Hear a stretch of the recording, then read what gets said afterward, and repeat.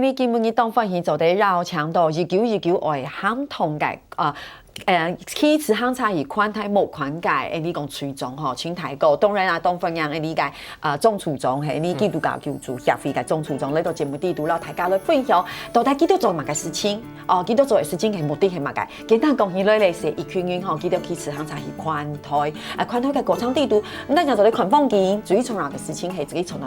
你社會各條地度去提收感應，你讓佢提收，我們就去幫助他，我們直接的就去幫助他，其實也不用想太多。更重要的事情，都安用在歌唱地圖，我們也改變了我們自己。其實我們也可能影響別人的生命。對，因為剛才分享了阿松阿伯的故事，兩改小朋友改故事，一個隔代教養的兩改小朋友，不過可能因為接觸了陪讀班，因為接觸了大家的幫助，他們現在其實整個生命也被翻轉了。對不對？陳大哥自己一開始講到底很驕傲，有沒有？可是事實上，陳大哥的生命也被翻轉了。我相信陳大哥生命故事很豐富啦。不過但起來安陽英哦，基本上講到安陽改寬台改木寬改反同，談到重要嘅，其實還有一個食物銀行，這個聽起來就感覺上很滿足哈，因為食物銀行感覺上是一個食物供給的一個提供，對不對？其實你們也有一個這樣子的應該講活動或者服務。其實食物銀行是台灣最近等下3幾年講開始，其實東您，其實這中間就牽扯到那個很多政府就低收入戶、中低收入戶，可是就東京是種好一件貨一家天體，所以他就沒有辦法符合政府那種低收、中低收的標準的補助嘛，所以可是他真的有需要。而且就是，所以我們就把這一群人，就是我們都把它當作社福的邊緣戶，就他不能夠領到政府的補助，可是他真的有需要，所以我們就希望說，從社會上募集一些資源哈，去專門幫助這些需要幫助的家庭。然後目前讀全台班來到去年開始，我們希望一次的幫助可以到4500家庭哦，很多。所以那個都要讀澎湖啊、綠島，全部100，從今年1月底發放，我們會幫助到4500個家庭。所以一年只差不多走到幫助到差不多4、5千個家庭，所以一訓強100走的量600，所以得領6次的書包，是希望說，來到您弱勢家庭，一張書包可能2、3千元，可你少了2、3千元就，但他存人家省下來2、3千元，不能省你圖書，老人家也款票，就會提高他的一些的生活的品質，這是來到食物銀行想會做的。對，服務是安用您，所以目前台灣全台灣差不多全部就啦，從南到北，從東到西，差不多都有，只要有服務中心，它可以去幫助這些社區地位真正需要的家庭哈，就是我們希望說，這才社會的大眾一起去幫助這些亞丟家庭，這是食物銀行做。所以食物銀行是其中一個服務嘛，它就是比較關心一些長貧的家庭啦。你剛剛腳踏車是急難事件嘛，是急難，所以一個是。然後食物銀行是比較長貧的家庭，然後陪讀班是講來到去幫助這些家庭的小朋友，可以借由陪讀去改變他們的生命，所以可以做一些比較正向。所以我救助協會是一種希望透過這3個服務，可以幫助到社會上比較低弱勢家庭，就是可以整個比較完整的去幫助這個家庭。所以陪讀班的話，其實講到陪讀班是咪當到小朋友做得許多改變為誘因？你講志工然後做得陪小朋友來讀書其實安用是增加很多陪伴的時間哦。對，因為有時候小朋友其實是有時候你會發現他們需要其實是陪伴。對啊，其實但是一個故事，我當時聽到也是。沒講到，看就是一個小朋友，可能是從小沒有人照顧嘛，所以就在到陪讀班也是沒有人管，就這樣跑來跑去，然後有把那牧師可能怎麼的，然後給抓起來放在自己的腿上，就要好好教訓他一下，就一抱上來就開始嚎啕大哭，是，對啊，所以我還問到原因是，他爸爸從來沒有這樣抱過他。就你聽起來就覺得怎麼會這樣子？就是他就是完全沒有那種。他那個時候幾歲？就是小1、小2而已啊。國小幾年生，所以你看他等於6、7年，他等於是爸爸都沒有在關心，可能爸爸可能爸爸已经不在了，就是所以他从来就没有一个好像牧师好像当他的爸爸一样。可是牧师那时候是想要教训他，就是想要教训他，就是觉得不要乱跑。你莫乱走，我把你抱起来，放到我的腿上，要骂他这样，搞训他，就他就哭了。没有想到，就是因为就是觉得陪读班除了不是只是陪伴他读书，我觉得某个层次还是教育生命的陪伴，就是他有一个爸爸这样可以去关心他，或者是有一个爷爷会这样可以去关心他。对，我觉得他的价值是更大的价值在这当中。温暖的感觉，所以陈大哥也是一个父亲。当然啦，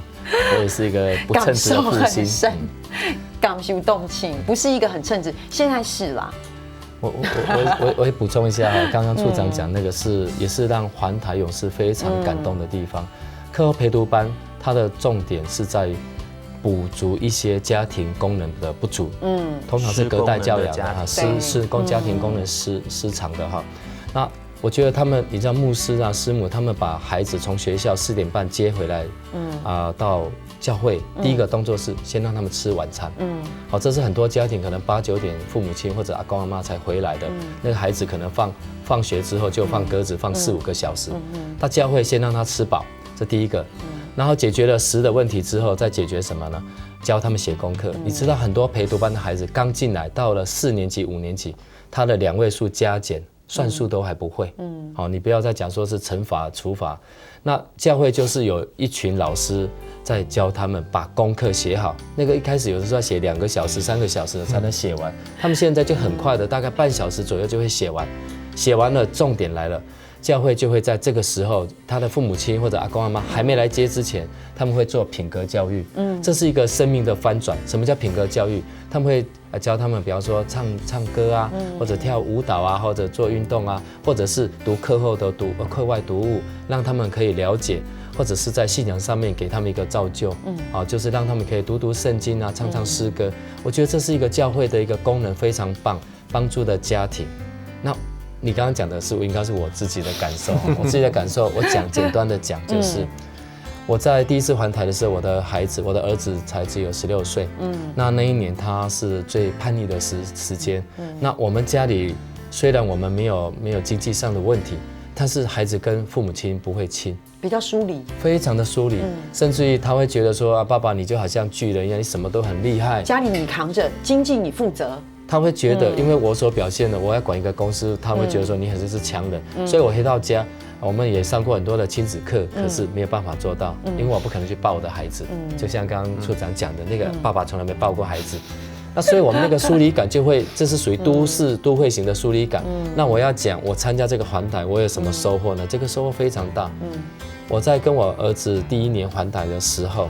他就看见，原来他爸爸也不是巨人，也不是强者，是一样骑车是每次都落后的，对，还要被人家推，在最后一个是，还要被人家推，爸爸在后面，对啊，所以他就觉得说我也不怎么样，那慢慢的他也会在爬山的时候，我在累的时候，他陪我，他宁愿陪我，其实他可以骑很快，他就陪我。我们在台东到花莲那段，他一直陪我。然后到了花莲市区，因为他又陪了另外一个小女孩，结果那小女孩最后上车了，她距离车队有3公里，她就一个人一直赶过来，最后找不到我们的饭店，那我也很紧张，你知道吗？第一次我儿子抱我就在那一次，我们在美伦饭店的那个 lobby 前面停车场前，我在那边一直等，那。因为那个时候他不是小组长，他没有背无线电，我们完全不知道他在哪里，因为会被红灯阻隔嘛，所以他就一直冲，然后我们大家都去找他哈。最后我们见面的时候，你知道我很不自觉的把我的手举起来，我的儿子就靠近了我，就让我抱着他，他也抱着我，他没有哭，但是我却哭了。所以我是觉得说。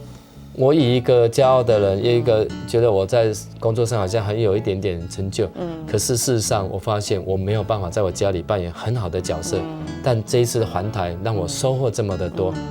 你没有办法想象吗？改善父子关系，没错，处长说的。陈大哥讲，你没有办法想象吧？我讲我可以想象，我可以想象，因为其实时间狗腿动家哈，因为节目是顺两分钟停哈，我简单的讲他，我想跟陈大哥分享其实孩子知道，他的心里都知道，我要跟陈大哥讲，他心里知道，只是他没有机会，没有那个机会跟爸爸说，因为爸爸是家里的巨人。他觉得你是巨人，对，所以他对你的关心，他对你惯性，然后他对你惯怀，他其实是放在心里面。那一次的机会是他可以直接对你表达的。因为他又不可能说爸爸你需要钱吗？来钱给你，对不对？通常都是爸爸在家里说多少钱，给多少钱哦，那不给，对不对？他又不用煮什么东西，爸爸你要不要吃？对。他对你的关心，其实爱是满满的，他放在心里面。然后你有给改就安用改一个狗仓，他其实是关心你，因为他担心你，他关心你，他知道父亲其实长白发了，看一下陈大，其实是有白发了，对，所以他其实在旁边，他用陪伴的方式。好，你的节目狗贴动家哈，1分钟，还有1分钟哈，动到时兴，动到故事，就咧老大家咧分享，来相信吼，今日中台讲、老青台讲咧，就节目第一度讲到安到个故事，对乡亲朋友听出有收获个。是希望讲，乡亲朋友吼，係講你日常會參加安樣嘅活動，其實你是做得到幾多的訊息，上網也好，打電話問也好，啊，參加幾多個是929為行同嘅活動也做得，好，你是做得去了解形容應該一隻狗場嘅故事，是像青台講嘅，一定是安全感，好，是做得放心感，做得安心感，所以吼。今日節目到呢位吼，非常感謝陳大哥，非常感謝中台哥來到節目地度吼，希望下擺有機會多多上呢個節目，多多來分享，唔強嘅生命故事，俾呢個鄉親朋友，好，好，鄉親朋友吼，你今日到呢下咧，你又咧看下誰代言咯，係嘛個東西咧，讓天到咧吼，最順會像照照吼，你做得咧個，你講。宣告，那個宣告咧，唔是賣哦，自家做是做得咧。你來看一下到底形容你自家咧，通手做宣告。